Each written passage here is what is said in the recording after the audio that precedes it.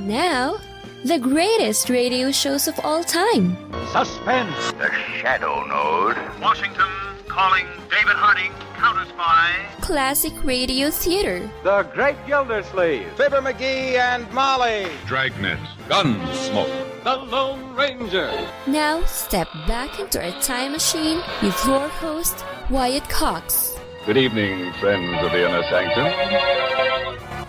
Lew-ayres and Lionel-Barrymore reprising their screen roles in the Story of Dr. Kildare. This episode was originally broadcast March 22nd, 1950. The Story of Dr. Kildare. Whatsoever house I enter, there will I go for the benefit of the sick. And whatsoever things I see or hear concerning the life of men, I will keep silence thereon, counting such things to be held as sacred trusts. I will exercise my art solely for the Story of Dr. Kildare, starring lew-ayres and Lionel-Barrymore. Metro-Goldwyn-Mayer brought you those famous motion pictures. Now this exciting, heartwarming series is heard on radio. Now, the Story of Dr. Kildare, starring lew-ayres as Dr. Kildare and Lionel-Barrymore as Dr. Gillespie.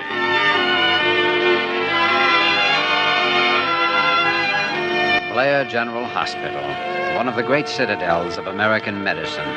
A clump of gray-white buildings planted deep in the heart of New York.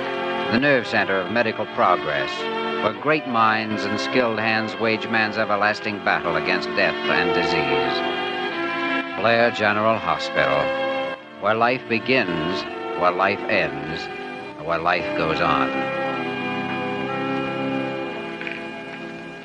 Parker, I'm bored. Right up to the back teeth. Just plain downright bored. Well, now that's just too bad, Dr. Gillespie. You can't have excitement all the time, so you might just as well relax and enjoy it. Enjoy being bored? Parker, according to Schopenhauer, the most general survey shows us that the two foes of human happiness are pain and boredom. That's very interesting, Dr. Gillespie. And who is Schopenhauer? Who is Schopenhauer? Parker, you are an idiot. Well, I can't remember every doctor who comes into this hospital. I could hold a more intelligent conversation with an anthropoid ape. What? I beg your pardon, Dr. Gillespie. Sir. Well, come in, Pithecanthropus erectus. Huh? Well, I don't follow you, Doc. Sir, I mean. Never mind, Wayman. What do you want? Well, I was looking for Dr. Kildare. They told me to bring him this here lab report, and I thought that... Lab report? Yeah. Oh, here. Let me see it. Yes, sir. Here, Parker. Do you recall any patient of Kildare's named Barbara Lane? Why, no, Dr. Gillespie. Hey, that's the dame I bring in about noon. Emergency call from a hotel a couple of blocks down the street. She had an overdose of sleeping pills. That's a very interesting report. Was she unconscious, Wayman? Sure. Out cold. Limp as a wet noodle. We found a half a bottle of pills in her room. Doc Kearing was the intern. Remarkable. Now, how in the world could... Oh, Kildare. Come in. I've got something here to show you. What's up? Here. Might as well look at this. It's for you. Oh, it's the lab report on Miss Lane. Young Kearing asked me to check her over, but I haven't had time yet. She's an emergency case. Acute barbital poisoning from an overdose. From an overdose of what? Concentration in bloodstream, 3 parts. Wayman, I understand you and Kearing found this girl in a state of coma. Coma? Limp as a wet noodle. Oh, well, yes, she was. Why, that concentration is no more than she'd have from taking 1 tablet. 1 tablet, Doc? I'm telling you, the bottle was half in. Nevertheless, this girl hasn't taken more than 1 or maybe 2 tablets. So why was she in a state of coma? Of course, there could be an idiosyncrasy in her reaction to barbital. It could be, but the odds are against it. You know, Jimmy, this Lane girl may have deliberately faked a case of barbital poisoning. But why? She went through some pretty rough treatment when she was brought in here. Stomach pump, mag salt, ephedrine shots. She couldn't have enjoyed it. No, but she might put up with it if she had a reason. What reason? Well, I don't know yet. Maybe you'd better have a talk with her, Jimmy. I'm going to. Dr. Kildare, don't you pay any attention to him. He's just trying to stir up excitement because he's bored. He said so. Parker, I can only think of one reason why I go on putting up with you. The fact that use doth breed a habit in a man. Oh, you and your Schopenhauer.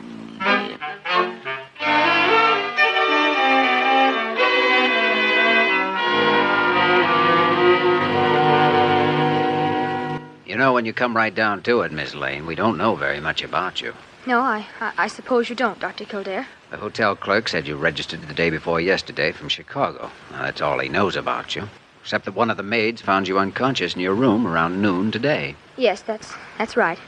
I can't really understand what happened. Don't you have any relatives or friends here whom you'd like us to notify? No, I don't know anyone in New York. I just got in a couple of days ago. I came here to look for work. Without any luggage? What? It's checked at Penn Station. Where's the baggage check? Well, it's in my purse. I guess it is. The nurse says there was nothing in your purse but some money and a lipstick. Well, then I must have lost it somewhere. Why do you keep asking me questions? I don't have to answer you. I haven't done anything. Now, Miss Lane. You don't have any right to persecute me like this. I didn't ask to be brought here, and I don't have to tell you anything. Miss Lane. I haven't done anything to be treated this way. I Miss can't Lane. stand it, and I won't. Miss Lane, stop it! I'm sorry. I didn't mean to get all upset like that. It's all right. I'm sorry, too. I guess I wasn't very tactful. It's just that I'm nervous and jumpy. After effects, I guess. After effects of what? Why, of all those sleeping pills, of course. How many, would you say, Miss Lane? Well, I don't know. A whole lot, I guess. I don't know. As a matter of fact, didn't you only take one? I don't remember. What's the last thing you can remember before you were brought here? Well, I couldn't sleep all night. I was upset. And this morning I decided to take a sleeping pill, and the next thing I woke up here in the hospital. Well, I guess that's all. How do you feel now? Oh, I feel all right, I guess. Good. Sure you don't want us to notify your family? I don't have any. My parents are both dead. I see. Well, ring for the nurse if you want anything. Dr. Kildare, what are you planning to do with me? In view of the circumstances, we'll keep you here tonight for observation. If you still feel all right tomorrow, you'll be discharged. Is that okay with you? Why, of course. Sure, it's okay. Why not?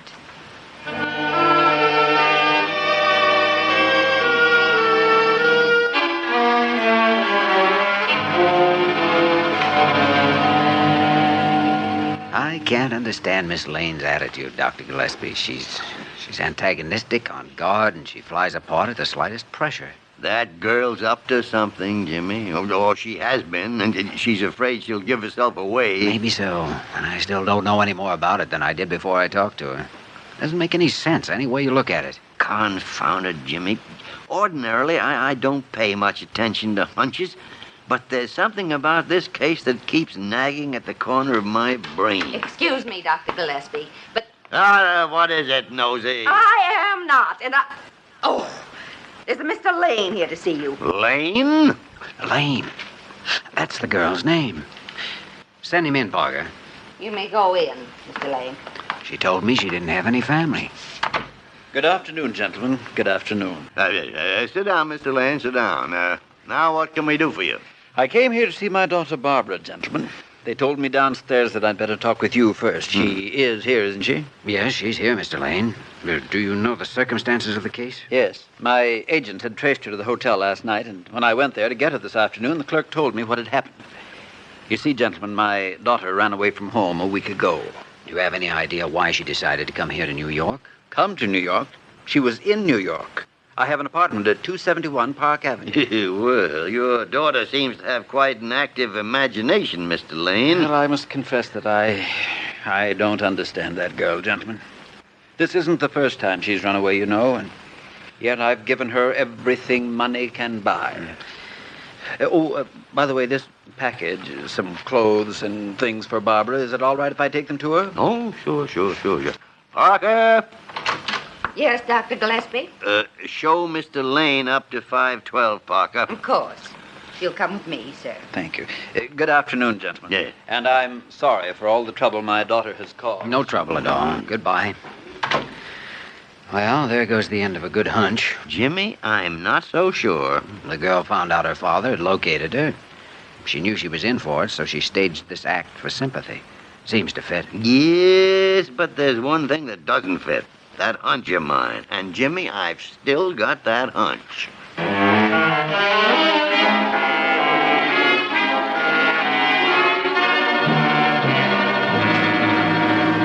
Well, Dr. Gillespie, sir, I thought you wanted me to get right up here and tell you what I found out. Well, then why didn't you? It must be nearly midnight. No, sir, it's only about 10 o'clock, sir. Wayman, don't start an argument. Yes, sir. No, sir. Confound it, I want Kildare. Well, Sally's already calling him on the publical address system. Wayman, get out of here. Yes, sir. Parker! Sorry, Miss Parker. Jeepers, just let me get out of here. Dr. Gillespie, I was just going up to the wardroom to have tea and sandwiches with the girls, and if you want something, you can just wait. I won't do it. Well, so it's mutiny, is it? Well, I certainly don't see any reason why once in a while I can't... I see. Oh, Kildare. Come in. Well, I'll be back later, Dr. Gillespie. Parker, don't you leave this office. You can lift your pinky some other night. Oh, horrible man. Understand you've been looking for me. What's up? It's about that Lane girl, Jimmy. Have you talked to her again? No, but the nurse just told me she's been in good spirits ever since her father was here this afternoon. Ah, indeed. Yes, says she's been cheerful, talkative, babbled the whole story. That's what we thought. Play for sympathy from her father. Remarkable. Because you might be interested in knowing that Mr. Lane is not her father. No? Or at least he's not who he claimed to be. I sent Wayman out to that Park Avenue number he gave us. There's no such address. But it doesn't make sense. She planned to get into this hospital, Jimmy, but why? One moment, Mr. Holmes. I'll bring the needle. And where does Lane fit? Needle? Yes, you remember Sherlock Holmes' one great weakness. Morbid and depressed earlier, semi-hysteria, feelings of persecution, and after her father came, buoyant, cheerful, talkative. Why? Because he brought her a morphine shot. No, now, wait a minute. Jimmy, Barbara Lane is a drug addict. You could be right. The emergency treatment she went through could have covered the symptoms. Has she asked for a narcotic of any kind? No, not even a sedative. An addict always do. But that must be the reason she planned to get in here. And you watch. She'll pull something else and stay here. Pardon me, Dr. Kildare. Well, what is it, Parker? The dispensary clerk from the 5th floor is here. Well, that's fine, but I... Well, here I am, Dr. Kildare. Came down as quick as I could. Maxie? What are you talking about? Well, I don't know. You phoned me about 5 minutes ago and said to get down to him right away. I didn't phone you. But you said it was you, or whoever it was said it was, Now, wait a minute. Did you lock the dispensary? Well, sure. I always lock it whenever... Never mind. Let's get up there fast. Kildare, what's all this about? I don't know yet, but Barbara Lane's room is on the 5th floor in the same wing as the drug dispensary. Come on, Maxie, let's go.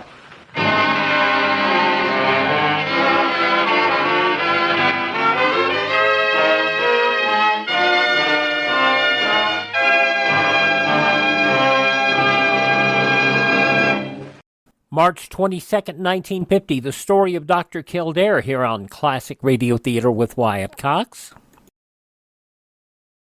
Now on Classic Radio Theater with Wyatt Cox, March 22nd, 1950, lew-ayres, Lionel-Barrymore, the story of Dr. Kildare. Now we continue with the story of Dr. Kildare, starring lew-ayres as Dr. Kildare and Lionel-Barrymore as Dr. Gillespie.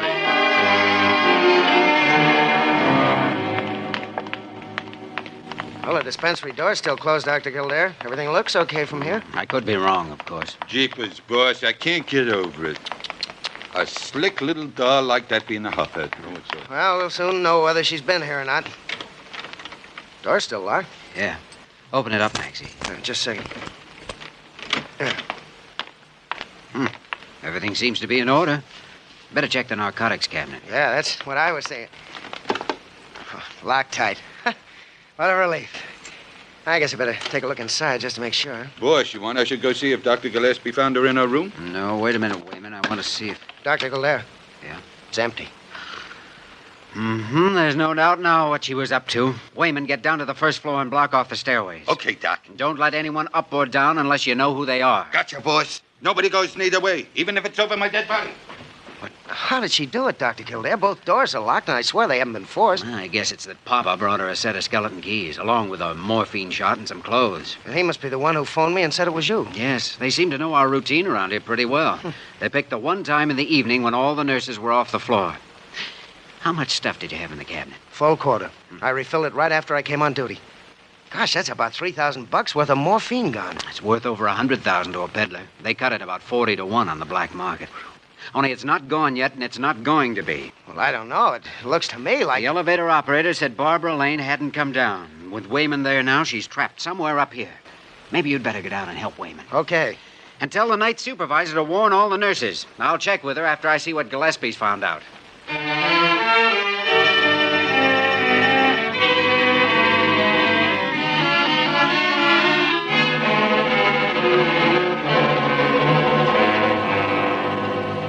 Look, Dr. Gillespie, here's her hospital robe hanging in the closet.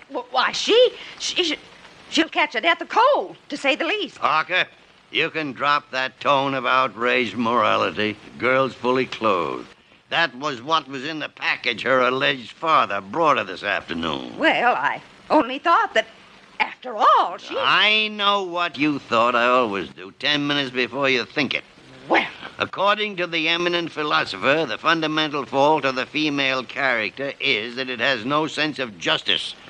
In your case, Parker, it's merely a matter of no sense at all. Oh, don't you quote at me anymore. You've been Schopenhauering me all day. Any sign of her, Dr. Gillespie? No, Jimmy, no. She apparently got dressed and skinned out. Well, the narcotics are gone. She probably used a skeleton key. I've got Maxie and Wayman guarding the elevator and the stairs. Good. She's somewhere on these upper floors and she can't get out, but we've got to find her. And it might be a good idea to call the police. Yes, I guess we'll have to if we don't locate her in the next 10 minutes or so. I suppose we ought to notify Carew. Yeah, well, we'll regard that as the last resort. Jimmy, I've been trying to figure out just what plan this girl had in mind. Well, we know what the first part of it was, to steal the narcotic supply from the dispensary. After that, she must have planned to get it out of the hospital. But how did she plan to get herself out, too? You mean she may intend to come back if it... Yeah, that stuff could be tossed out of a window. That's it. Maybe she meant to get rid of it and then come back here and go to bed as though nothing had happened. Ordinarily, the drugs wouldn't be missed for several hours. And Lane is probably waiting outside somewhere. But if that is it, she couldn't use this room. All these windows overlook the street. They're right above the sidewalk. Well, how about the east side where the ambulance drive comes in? That's right. And there's a lot of shrubbery next to the building. And no access on this floor, though, except private rooms. But right below here, the 4th floor terrace. It's dark out there. It'd be perfect. Well, there's just a bare chance, all right. We can't let any chances slip past. I'm going out there. Good. I'll call Wayman and send him out along the drive with that monkey wrench of his. Go to it, Jimmy.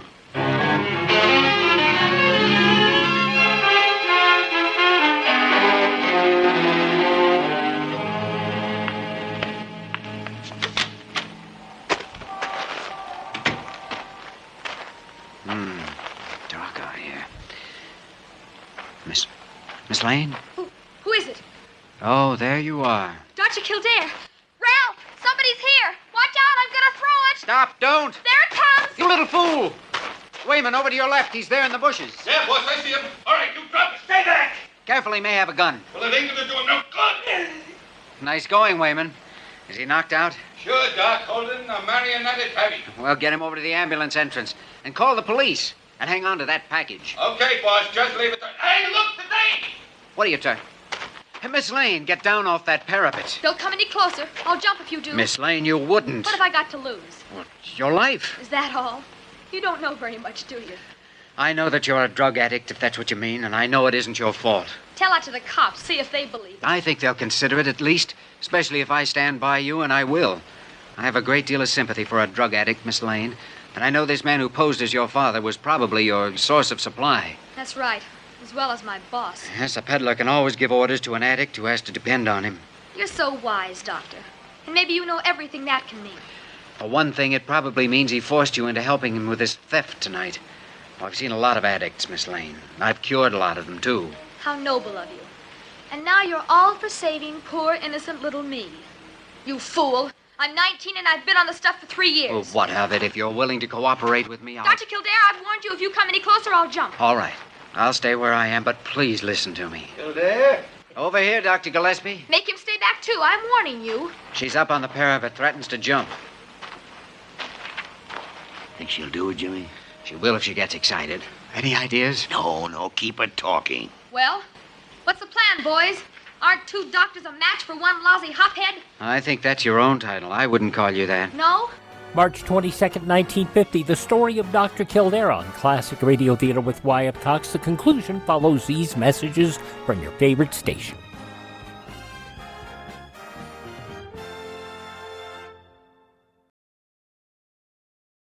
Just when you thought it couldn't get any better, Mike Lindell and MyPillow launching the MyPillow 2.0. Now, when Mike invented MyPillow, it had everything you could want in a pillow. Now, nearly 20 years later, he's discovered a new technology that makes MyPillow even better. Of course, the patented adjustable fill of the original MyPillow, but now with brand new fabric with a temperature-regulating thread, it's the softest, smoothest, and coolest pillow you'll ever own. Say goodbye to tossing and turning and flipping your pillow over in the middle of the night. And more great news on the MyPillow 2.0 buy one, get one free offer with my promo code Wyatt.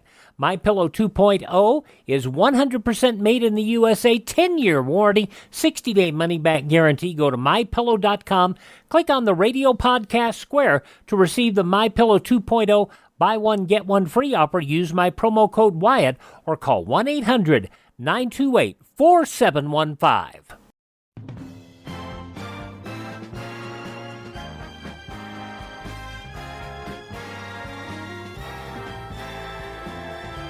Now on Classic Radio Theater with Wyatt Cox, the conclusion of The Story of Dr. Kildare, March 22nd, 1950. And what would you call me, Dr. Kildare? I call you a very lovely young girl who's managed to get herself mixed up in some very nasty trouble before she's even had a chance to find out what life's all about. Oh, I know what it's all about, all right. Plenty. Want a case history for your files, Doc? Like to... What's that? It's the police after your partner. Keep it talking, Jimmy. The mad nets. I would like to hear your story. As a matter of fact, how did it happen? Oh, you're just stalling. You don't care, not really. Yes, I do. Oh, come on now. Tell me, where did you live and grow up? Chicago. I ran away from home when I was 15 and came to New York. I was broke and I couldn't get a job and I kicked around a lot. Yeah, go on. A guy I knew got me to try a pop and within a month I was on the stuff. I've been on it ever since. We can change that if you'll let us. You think I haven't tried? Do you know how it feels to try sweating it out, leaving that stuff alone? Thinking you're going crazy, biting your hands till they bleed to keep from screaming? You can't do it alone. Of course you can't. You need help, medical help. But I'll see that you get it. Oh, you're lying. You're only saying that because you don't want me to jump.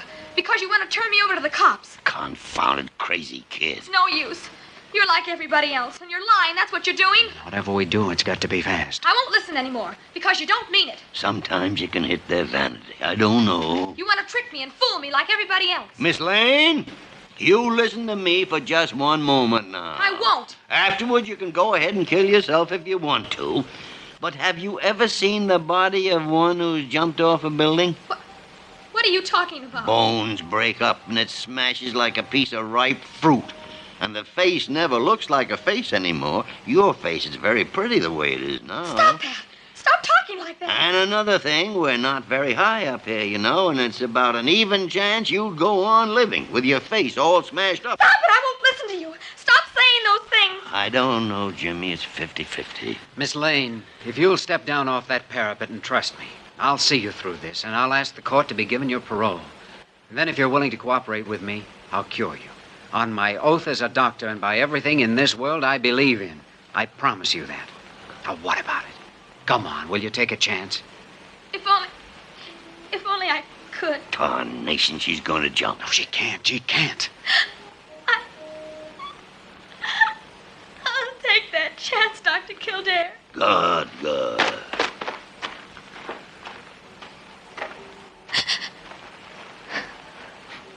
When can we start? You've taken the first step now, Barbara. We've already started.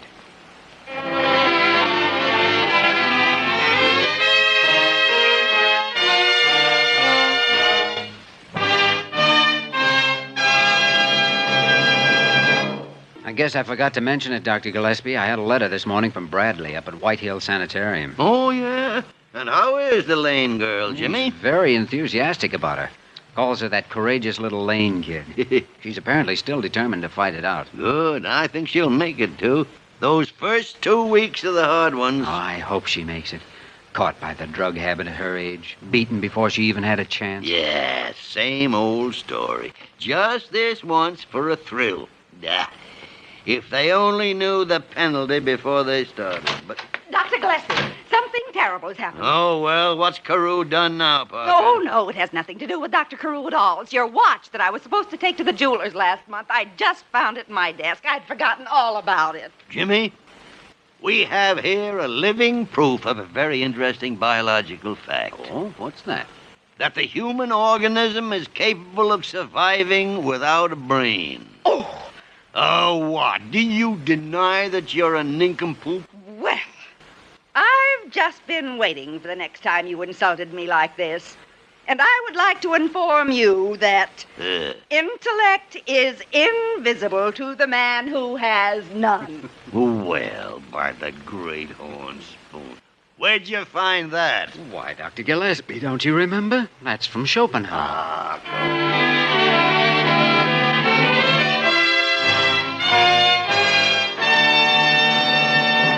You have just heard the story of Dr. Kildare, starring lew-ayres and Lionel-Barrymore. Dr. Kildare is presented by arrangement with Metro-Goldwyn-Mayer, producers of Key to the City, starring Clark Gable, Loretta Young, Frank Morgan, and Marilyn Maxwell. This program was written by Les Crutchfield and directed by William P. Russo. Original music was composed and conducted by Walter Schumann. Supporting cast included Virginia Gregg, Ed Max, Parley Bear, Tom Brown, and Barbara Ruick. Dick Joy speaking. March 22nd, 1950, The Story of Dr. Kildare here on Classic Radio Theater with Wyatt Cox. Thanks for tuning in to Classic Radio Theater with Wyatt Cox. Now part 4, the 5-part yours truly Johnny Dollar story, The Jolly Roger Fraud Matter. This was originally broadcast March 22nd, 1956. From Hollywood, it's time now for... Johnny Dollar. Sergeant Franklin, San Diego Police Homicide. Oh, thanks for returning my call. What are you doing in Tijuana? Following a lead on the sinking of the Jolly Roger, what else? I still think that yacht was sunk by her owner, Paula Zanagian. You're not alone, Sergeant. Listen. Yeah? Bert Parker of the insurance company was suspicious. He held up the claim, so he was killed. Hit and run. I know. Lieutenant Smith of the Coast Guard was helping me with the case. Now he's been killed, also hit and run. We know. We're working on it. Jan Penny, who was Parker's secretary, is helping me, too. Get it? I get it. I'll assign a man to protect her immediately. Good. But, Dollar... Yeah? What about you?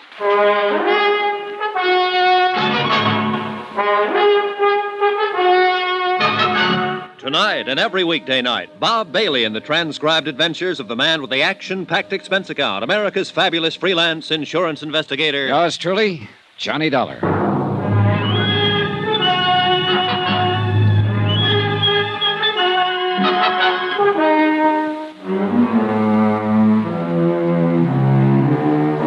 Expense account submitted by Special Investigator Johnny Dollar. Location, San Diego, California. To Universal Adjustment Bureau, Hartford, Connecticut. Assignment, the Jolly Roger fraud. The sinking of a palatial yacht of that name and a couple of murders connected therewith.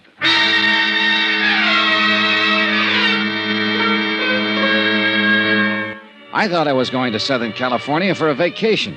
You know, a couple of easy weeks at La Jolla, sitting around in the sun, doing a bit of skin diving. Maybe even some personal investigation to see if the publicity pictures of the contents of some of those bikini bathing suits were really true. But I ran headlong into what looks like a very, very fraudulent insurance claim. $460,000 worth. Claimed by an international troublemaker named Paulus Zanagian for the loss of his yacht, the Jolly Roger. Only the crew were aboard when it headed out toward the Coronado Islands on a test run. A tryout for a lot of new radar equipment.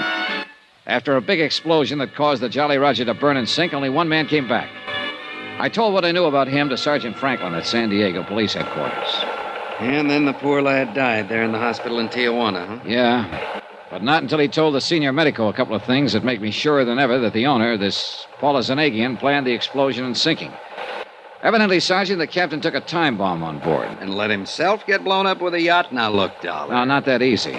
He'd have been able to get off before the time bomb exploded if he hadn't been hit over the head by a falling radar mast. Oh, I see. But what I don't see is why Zanagian had his ship blown up in the first place. Well, if you've read the papers, you know that the Swiss and Dutch governments have put all of Zanagian's funds under lock and key. Oh? Yeah.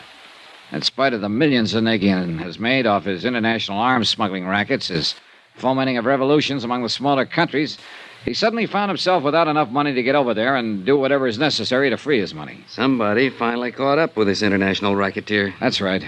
His credit, of course, isn't any good anywhere. Big yacht, sure.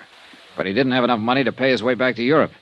Unless he could collect for the loss of the Jolly Roger. And when Bert Parker tried to stall on settling the claim... Parker didn't last long. Then I came into the picture. I talked to Zanagian. Yeah? He told me if I didn't see that his claim was settled immediately... Well, he casually mentioned Bert Parker's sudden demise. Dollar, I wonder if there isn't some technicality on which we can hold that guy. Jan Penny, who was Parker's secretary. Yeah? Jan has been helping me on the case. Result, a warning threatening both her and me. And you know what happened to Lieutenant Smith as a result of his giving me a hand. Have you got somebody keeping an eye on Jan? I'll get Tommy Golden, one of the best men on the force. Good. And he's smart enough to keep her from knowing he's watching over her. Fine.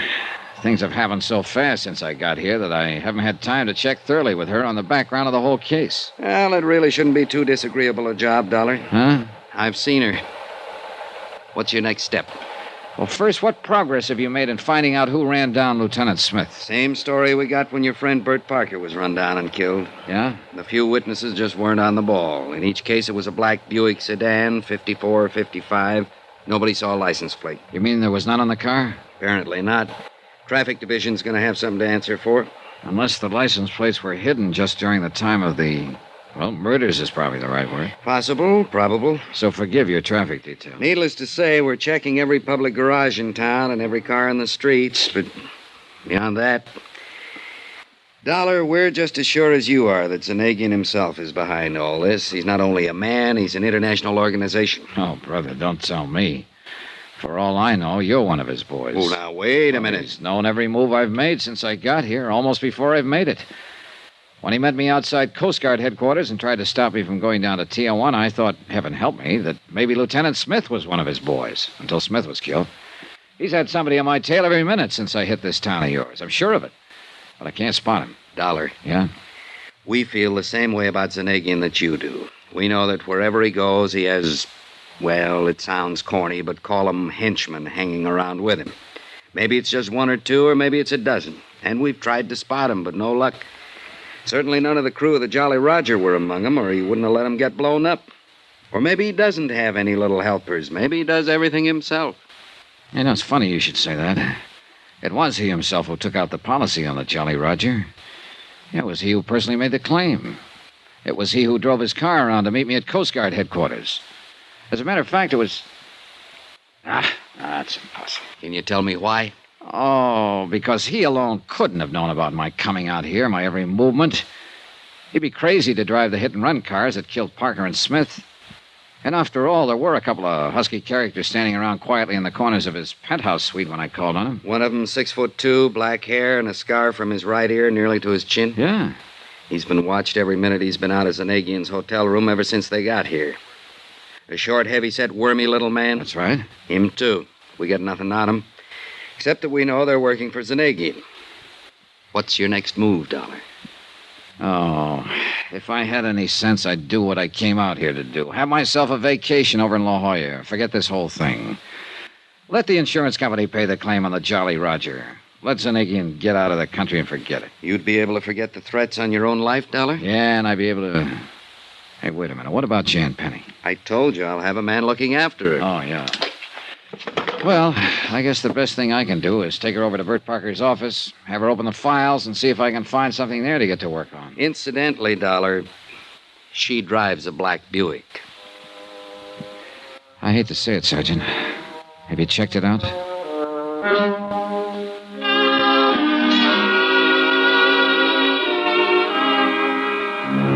I probably shouldn't have thought what I thought about Jan when I asked that question. I was sorry I had when I reached her apartment a few minutes later.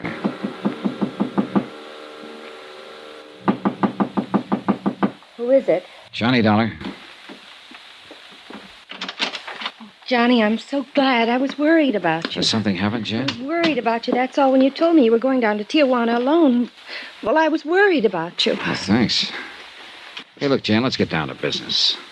Did you go down to the office this morning? Yes, I took a cab down there right after breakfast and spent the entire day. Uh-huh. Were the files on Zanagian's policy on the Jolly Roger intact? Well, yes, why do you ask that? And nobody bothered you there? No, except... Except what? Johnny, it's the reason I'm so glad you're here. What is? All day I've had the feeling I'm being followed. Oh, maybe you are. Because of the warning over the phone. The one I told you about. And you still don't know who it was? No, but Johnny, the warning was for you, too. If you don't lay off this case... Is that the way the voice on the phone put it? Yes, and it threatened me if I helped you.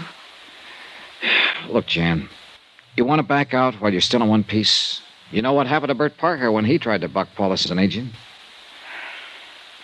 I love Bert, Johnny. He was the kind of man you are. Honest and good and... Oh, Johnny, why don't you get out of this case? Pay him off, anything. But don't risk your life on it, too. You really mean that, don't you? Oh, you're fine, and... Don't you see this madman Zanagian will stop at nothing to hurt the people who oppose him. And if you keep on... Even if it means forgetting about finding out who killed Bert Parker? Yes, Johnny, yes. If it means putting your own life in danger, settle his claim, anything. How about you? I'll go away. I'll go somewhere else and try to forget the whole thing. Oh, Johnny, listen to me. I'm listening. It isn't worth it to take the risk you're taking. Jan, it's my job. Look, why should you worry about me? Because even if I have only known you a few days, I don't know, maybe it's rebound. Maybe I'm acting like a baby, but since Bert was... Oh, Johnny, I'm so alone and I'm so lonely.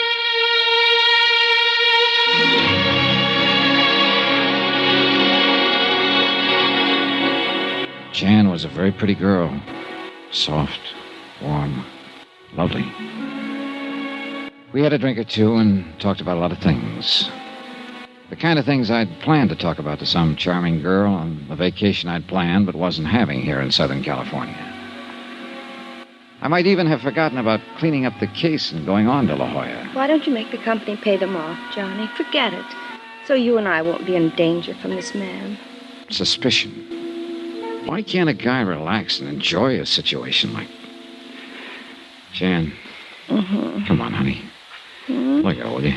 I gotta get out of here. Look, I've got a hunch, and in this crazy business of mine, when you get a hunch, you better act on it. Oh, no, Johnny, tomorrow. Oh, no, honey, look, I'm going down to police headquarters. Johnny. The one thing I haven't checked on, the one person who was connected with Bert Parker. But police headquarters this time, and I don't know. Jim Franklin. He said he'd be there all night. But can't you check Sorry, on... Jan. Leave me here all alone? You come with me. We'll grab a cab and go down there together. Oh, all right. Then we'll come back here? Depends on what I find out. Then I'll wait for you. Only why don't you take my car? It's right down in the parking place just outside the building. Okay, sure. Here, I'll get you the keys. How'll I know which one is yours? It's an old black Buick in parking space 5 down there. It's just had a new paint job. You can't mistake it. Here. Okay, thanks. Jan, didn't you say something about taking a cab down to the office this morning? Because of the fresh paint in my car. It was so foggy this morning.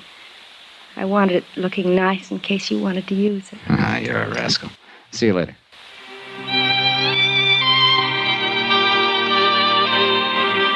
I kissed Jan goodbye for the time being and left. I hadn't the least idea in the world of contacting Sergeant Franklin at that time of night. But I had to think this thing out. Suspicions, pure and simple, about a lot of things that might explain how Zanagian had known my every move since I arrived in San Diego. Yeah, that was it. Get out on the road in the fresh air alone and think a bit.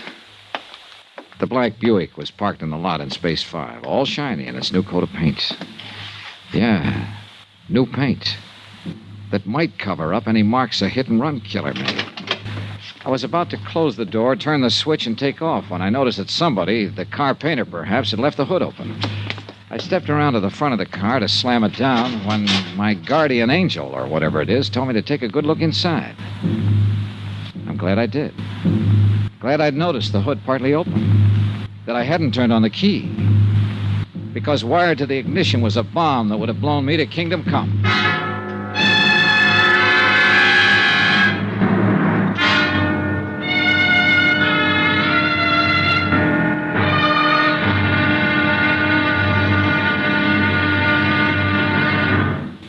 Now, here's our star to tell you about the final intriguing episode of this week's story. Tomorrow, the wind-up, where the obvious becomes only too obvious.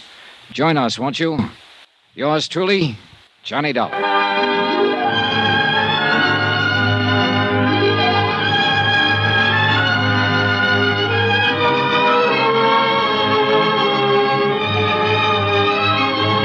Yours truly, Johnny Dollar, starring Bob Bailey, is transcribed in Hollywood.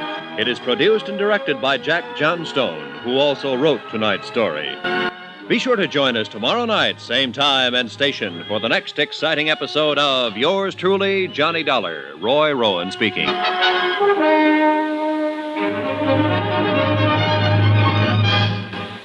Missed it by that much. March 22nd, 1956. Yours truly, Johnny Dollar, here on Classic Radio Theater with Wyatt Cox.